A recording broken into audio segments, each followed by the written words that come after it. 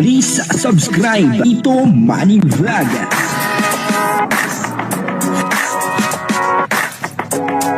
Payagan po si Tito Manny Vlog na mag-reactor para pambiling gamot sa kanya pong karamdaman. Yabal, umalma, dito sa pangyayari, kay Beyonce.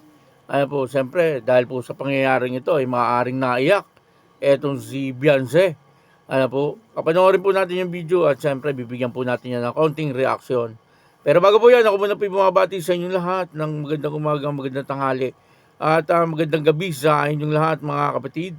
Sana kayo ng panig ng mundo naroon ngayon ay mag-iingat kayo palagi at pagpalain kayo ng ating Panginoon. Maraming salamat din po sa patuloy na tumatangkilik sa aking YouTube channel at nanonood sa aking video reaction. Patuloy lang po natin suportahan sila Kuya Bal Santos Matubang, Kalinga Prab, Ate Edna Vlog, Jack Tapia at yung mga kasama ko pong reactor sa Kalingap. Ganun din po yung mga charity vlogger na Kalinga partner. Ito po yung video na kung saan ay umalma itong si Kuya Bal dahil po sa kanyang nakita, dahil po sa mga pangyayari at maaaring dahil po dito sa pangyayaring ito ay naiyak itong si Beyonce.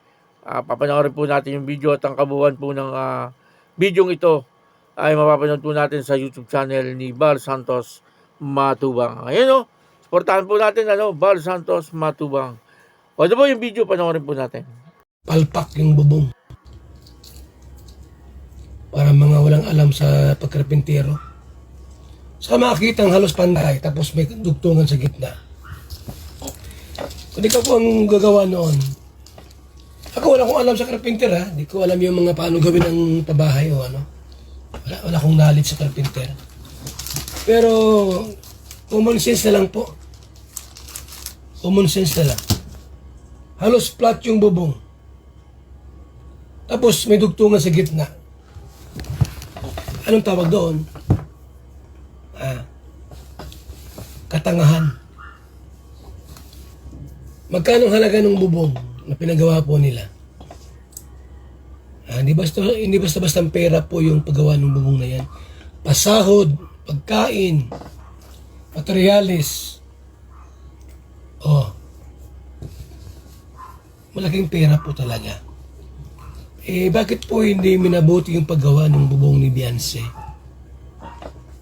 Saka makakitang halos pantay. Patay ko yung kamay ko. Ano yung pinakano? Ito. Halos pantay po yung bubong Yan ganyan. Tapos may dugtungan sa gitna.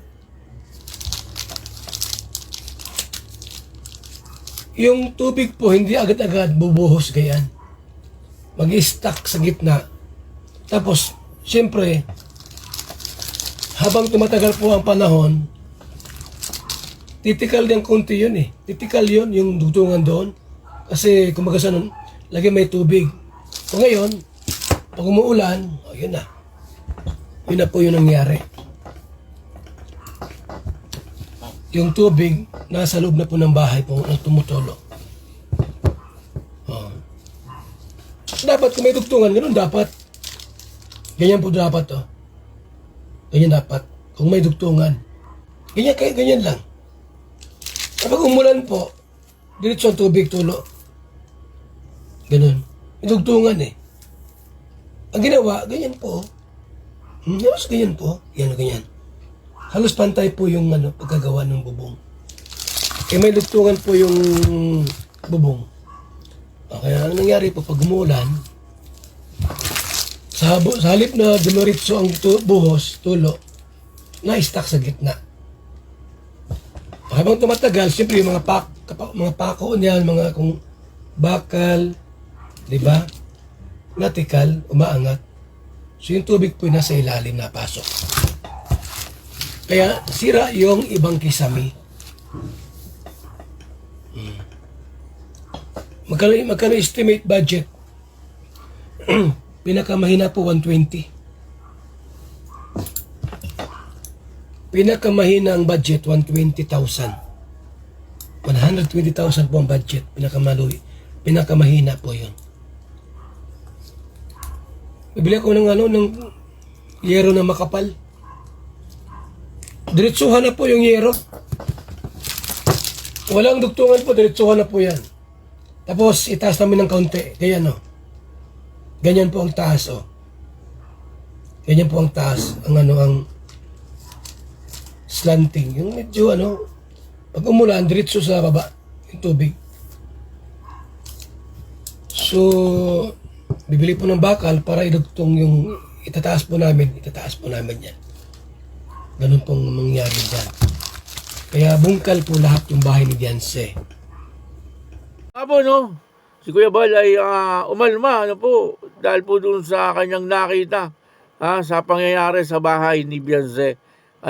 Kung napapanood niyo po doon po sa kalingap ng tahanan, nung pinuntahan po nila Ian Ramirez, itong bahay nila Beyonce, ay yung kwarto ni Beyonce ay talagang basang-basa. Ibig sabihin ay malakas yung tulo ng tubig doon sa loob ng kwarto ng bahay ni Beyonce. Dahil po yun sa malakas na ulan. Kabago-bago pa lang ng bahay ni Beyonce. Ay bakit ganun na nangyari? At maaari si Beyonce ay umiyak. Dahil siyempre may mga gamit din doon na talagang maaaring nabasa. Kasi hindi po pangkaraniwang tulo ang nangyari doon sa kwarto ni Beyonce. Talagang medyo malakas at kitang-kita po doon sa video na ibinlog nila Ian Ramirez doon po sa kalingap ng tahanan. At yun na nga dahil doon ay pinuntahan ni Kuya Bal itong bahay ni Beyonce at sabi niya nga ay mga karpentero niya ang gagawa, yung team niya ang gagawa doon po sa pangyayari sa bahay nila Beyonce. At yun na nga na-discover at nakita nila Kuya Bal ang pagkakagawa ng bubong na talaga nga namang malaki po ang diferensya.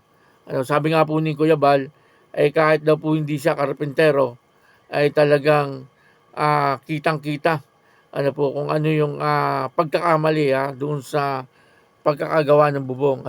Kasi nga naman, ay yung bubong ay medyo hindi naka-slanting masyado. Sabi, yung explanation po ni Kuya Bal, parang ganun lang ng konti, hindi nakaganon. Tapos may dinugtungan, natural, pagka may dinugtungan. At siyempre, kapag po bumigat yun, kasi siyempre malakas ang ulan, tapos may tubig na nasa itaas, talagang bibigay po yun, at maaaring doon dumaan sa pinagdugtungan. Yun po ang kwento din ni Kuya Bal. Dapat po doon ay naka-slanting talaga. Yung talagang ganyan, ang pagkakagawa, Kahit naman po yung mga buhos, yung yung bubong, yung tawag dito, yung simento, yung bubong, ay medyo slanting ng konti, para yung tubig ay pupunta po doon sa pinaka-gutter. Parang gano'n, pagkakaintindi ko rin. Siyempre, yan po ay sinusukat at nililibel po yan. Upang sa gano'n ay malaman, kung ito ay tutulo or yung tubig ay hindi bababa kaagad. Maaaring doon po nagka-problema. Hindi po nasukat ng maigi. At nung ginawa nga, ayun na, nangyari. Umistak yung tubig sa gitna. At yung tubig, siyempre, pag naka-stack sa gitna, mabigat yun. Tapos bumabagsak pa yung tubig. Ay maaaring, siyempre, hahanap ng lusutan yung tubig at doon lumusot sa pinagdugtungan. Siyempre, medyo malakas yun. Hindi yung basta-basta butas lang na maliit. Minsan, nangyayari po yan doon sa pinagpakuan eh. Nagkakaroon po ng butas na maliit doon sa pinagpakuan. Pagka hindi po na lagyan ng bulkasil, minsan doon po dumadaan yung tubig. Pero yung kay Beyonce ay ibang klase, medyo malakas. Kasi doon po sa pinagdugtungan. Kaya medyo malakas talaga ang bagsak na tubig doon sa loob. Kaya si Kuya Bal ay talagang umalma. Galit si Kuya Bal. Siyempre, mahal nga naman ang pagpapagawa doon eh. Inabot ng milyon, At ilang taon pa lang eh. Siguro mga 1 taon pa lang yung bahay na yun. Tapos ganyan na kaagad na nangyari. Siyempre, magagalit si Kuya Bal kasi hindi rin pinupulot ang pera na pampagawa doon. Sabihin na natin may sponsor. Pero siyempre, may mga binigay din doon ng kalingap. Ano po, kahit na po may sponsor, siyempre dapat pangalagaang mabuti, ayusing mabuti. Ano po, siyempre nakakaya doon sa mga sponsor din. Ano po, na mga nagbigay doon, sasabihin basta-basta na lang pinagawa. Di po ba? Ganun ang nasa isip, siyempre. Ano po, nung ibang mga sponsor, hindi ko naman po alam, pero ayon po sa akin, parang sariling opinion lang. Bakit nagkaroon kaagad ng ganong kalakas na tulo? Kapapagawa pa lang. Ano po, kaya mahirap din, ano. Basta kailangan po talaga pag nagpapagawa, tinitingnan mabuti. Ano po, palibasa nga, tiwala din, ano, dun sa mga gumagawa. Kaya yun, ano, dito ay umalma si Kuya Bal, ano, nung makita niya yung diferensya ng bubong ni Beyonce. Ano po, kaya maraming salamat po sa inyong lahat. At patuloy lang po natin suportahan si Kuya Bal Santos Matubang. Ganun din po ang EDZ. Ano po, maraming salamat po. Ako po si Tito Manny Vlog na nagsasabing God bless you all. Diyos mabalos.